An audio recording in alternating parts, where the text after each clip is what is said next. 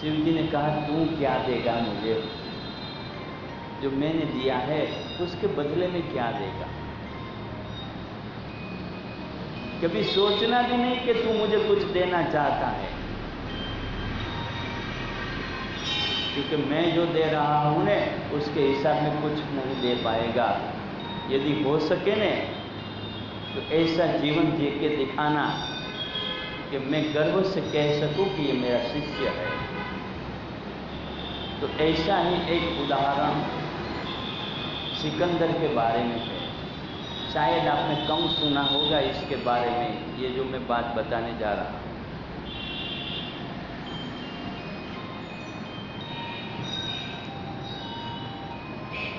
सिकंदर महायोद्धा हो गया, फिर अपने गुरु के पास जाता है कि गुरुदेव मुझे एक आशीर्वाद चाहिए, वो भी जो मैं चाहता हूँ वो भी। गुरु ने कहा अच्छा तू चाहता है वही आशीर्वाद दे दूँ? तो कि हाँ वही आशीर्वाद दे दो। सोच ले जरा, ऐसा वैसा मत मांगना मेरे से, मैं तुझे दे तो दूं लेकिन तेरे काम का न रहे। नहीं ऐसी बात है ही नहीं। तो बोल कौन सा आशीर्वाद चाहिए? तो मुझे विश्व विजेता का आशीर्वाद दे दो, सारी दुनिया में मेरा ही राज्य होना चाहिए। उसने कहा तथास्तु, जाओ दिग्विजय करो, दुनिया में तेरा ही साम्राज्य होगा। वो तो खुश हो गए।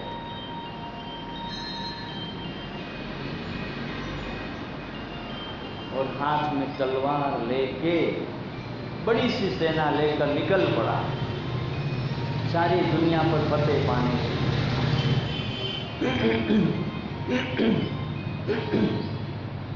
कई गांवों को उजाड़ दिया, कई स्त्रियों को विधवा बना दिया, कई कंवारी स्त्रियों को पतित बना दिया, कई संतानों को अनाथ बना दिया। ऐसे ऐसे वो अपनी विजय पताका फहराता हिंदुस्तान की सरजमीन पर आ गए। कब तक इस तरह की जिंदगी बसर करते रहोगे?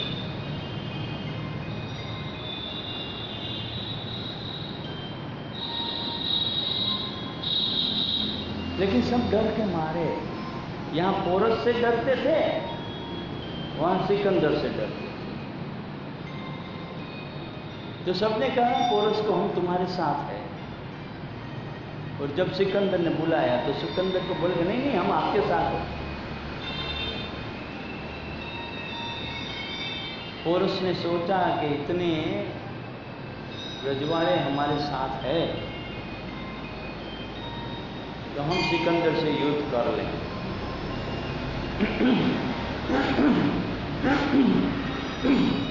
और सिकंदर ने सोचा कि अब पोरस से युद्ध किया है, लेकिन उसका दूत कौन बनेगा? कोई भी हिंदुस्तानी राजा तैयार नहीं हुआ दूत बनने के लिए। बोले तुम मौत दे दो तो सही है हमारे लिए, लेकिन पोरस के सामने मत भेजो। क्यों? वो काल का भी महाकाल है, वो सबको पहचान जाता है कि कौन है कैसा है। युद्ध का पैगाम लेकर जाना, उसके लिए मौत को आमंत्रण देना है। उसने कहा अच्छा ऐसी बात है। तो अपने सेनापति को बोला भैया तुम जाओ ना। उसने कहा माफ कर दो, हमें युद्ध के मैदान में मरना मंजूर है, लेकिन उसके सामने जाकर दुखी होना हमें मंजूर नहीं। पोरस ने कहा अच्छा कोई बात नहीं मैं खुद जाऊंगा। सबने बोला आप मत जाइयो, आपको वो पहचान जाएगा, फिर आपको बंदी बना लेगा, क्योंकि देखा जाएगा। हिम्मत वाला था, दूत बन के चला गया। उसने कहा दूत बन के गया और वो तलवार अपने साथ में ले गया।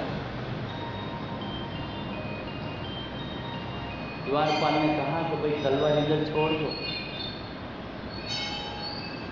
तो उस दूत ने कहा कि भाई तलवार तो मैं नहीं छोड़ूंगा, आप अपने महाराज से कह दो कि मुझे तलवार लेकर आने की अनुमति दे। तो दूत गया और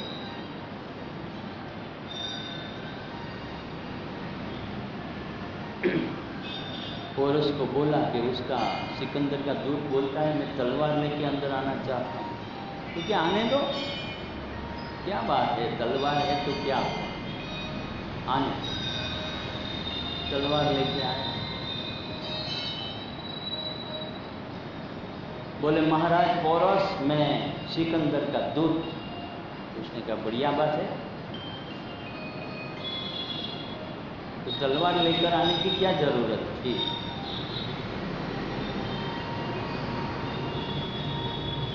तो उसने कहा कि हमारे महाराज का हुक्म है कि कहीं भी जाओ तो तलवार लेकर जाना।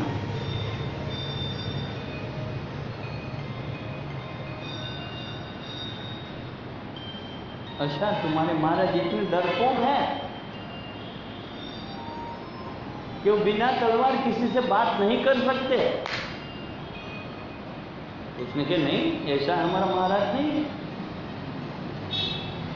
हमारा महाराज तो किसी से डरते नहीं है। तो फिर तुम्हें तलवार लेकर जाने की इजाजत उसने क्यों दी, क्यों उसने ऐसा बोला। तो कह नहीं वो उसका निजी मामला। अच्छा तो बड़ा डरपोक है।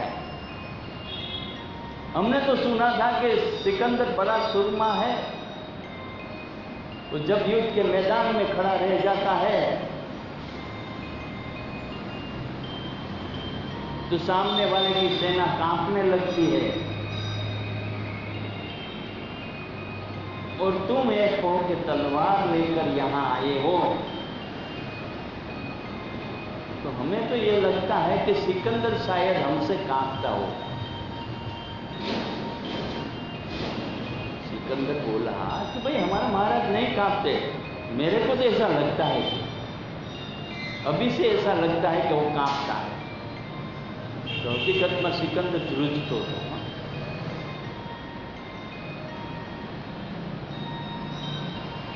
तो क्या है उसका फरमान, बता दो हमें। तो उसका फरमान है यदि आप युद्ध करना नहीं चाहते, हमसे सुलह करना चाहते हैं, तो आपकी सेना में से आधा हिस्सा हमको दे दो और उस सेना का रखरखाव का खर्च आपको भुगतना होगा, और आपके राज्य की जितनी भी आमदनी है उसमें से आधा हिस्सा सिकंदर को देना होगा। उसने कहा यदि नहीं दिया तो युद्ध करना होगा। अच्छा तो हम तो कब से खड़े हैं युद्ध करने के लिए, इतनी बातें करने की क्या जरूरत, आ जाओ मैदान में, हम युद्ध करेंगे। और तुम्हारा सिकंदर कोई सुरमा बुरमा नहीं है, वो हमारे सामने नहीं टिक पाएगा, हम उसको बंदी बना लेंगे। जब ऐसी बात हुई बंदी बनाने की, उसका हाथ तलवार पर चला गया। जब तलवार पर हाथ चला गया तो उसने कहा कि सिकंदर हम तुम्हें जानते हैं, तुम ही सिकंदर हो, और यहाँ तुम्हारे पांव लड़ खड़ा रहे हैं तो युद्ध के मैदान में क्या होगा।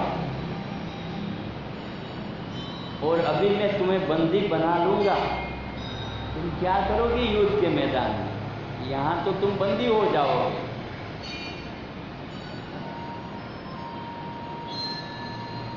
तो सिकंदर ने बोला हाँ ये तो सही है कि तुम बंदी बना सकते, लेकिन हमने सुना है कि तुम ऐसा करोगे नहीं।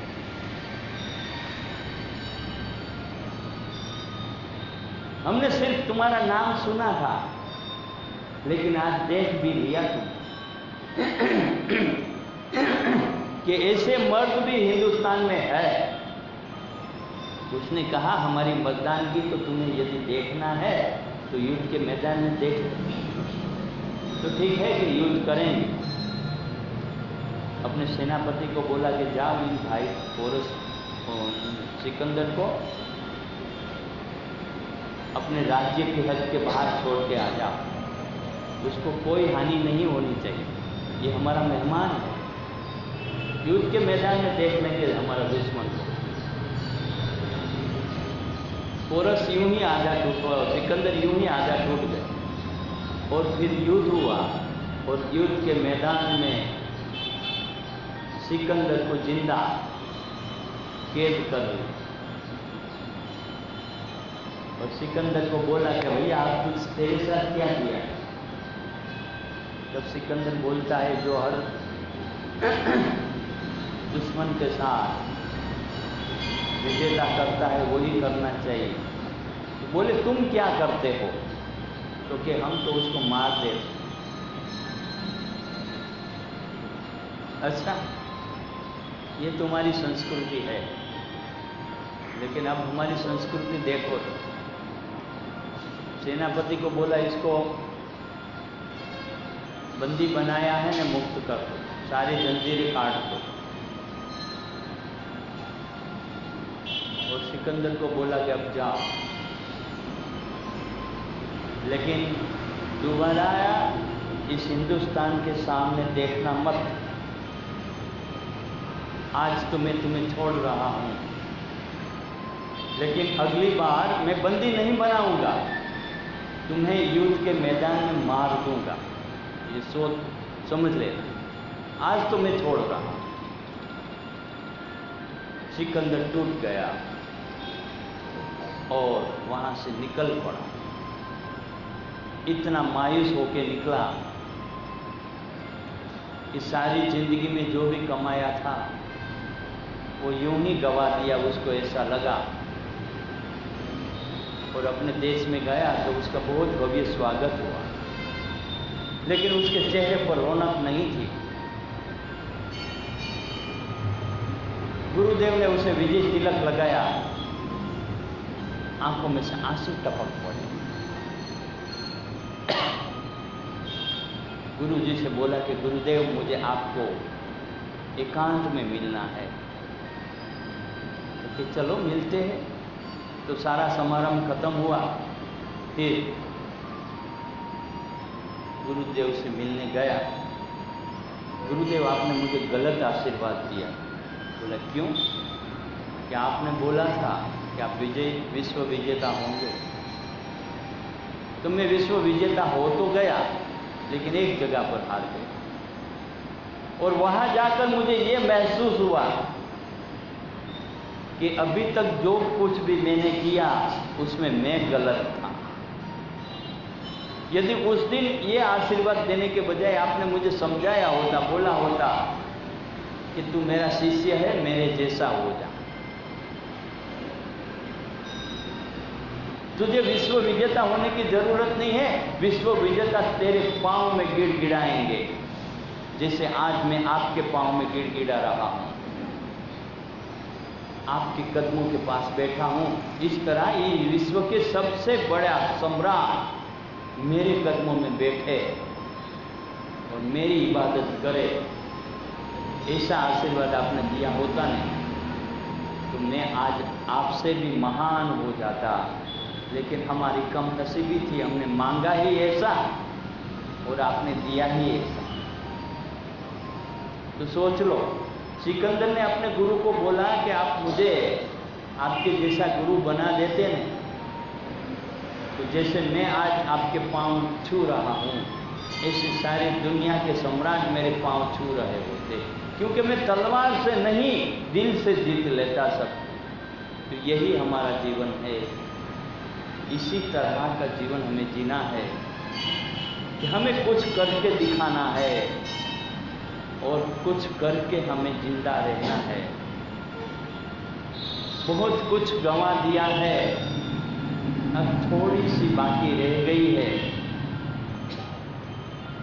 तो उसमें कुछ पा लेना है और अपने सांसों के पास से पाना है और अपने अंतर आत्मा से कुछ लेना है। बाकी तो सब कुछ जो पा लिया है वो कब तक कहाँ